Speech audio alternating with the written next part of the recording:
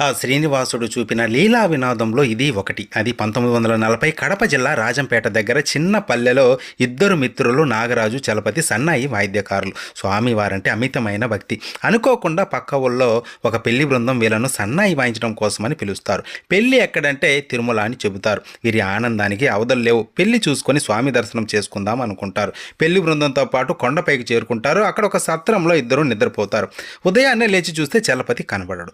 చుట్టుప్రక్కల వెతికినా కనబడడు. ముహూర్తానికి సమయం అవ్వడం వల్ల నాగరాజు ఒకడే సన్నాయి వాయించడం ప్రారంభిస్తాడు. మనసులో చలపతిని తిట్టుకుంటూనే ఉంటాడు. కొద్దిసేపటి తర్వాత చలపతి సన్నాయి తీసుకుని వచ్చి పక్కన కూర్చొని వాయించడం ప్రారంభిస్తాడు. పెళ్లి జరిగిపోతుంది. చలపతి ఇప్పుడే వస్తానని చెప్పి బయటకు వెళ్తాడు. కొద్దిసేపటి తర్వాత కళ్ళు నలుపుకుంటూ అదరాబదరాగా చలపతి సన్నాయితో నాగరాజు వద్దకు వచ్చి, బాగా నిద్ర పట్టేసింది, సమయానికి రాలేకపోయాను, క్షమించు అంటాడు. అదేంట్రా ఇంతసేపు ఇక్కడే ఉన్నావుగా అంటే, లేదు నేను ఇప్పుడే వస్తున్నాను అంటాడు. నాగరాజుకి అప్పుడు అర్థమవుతుంది వచ్చింది సాక్షాత్తు శ్రీవారే అని.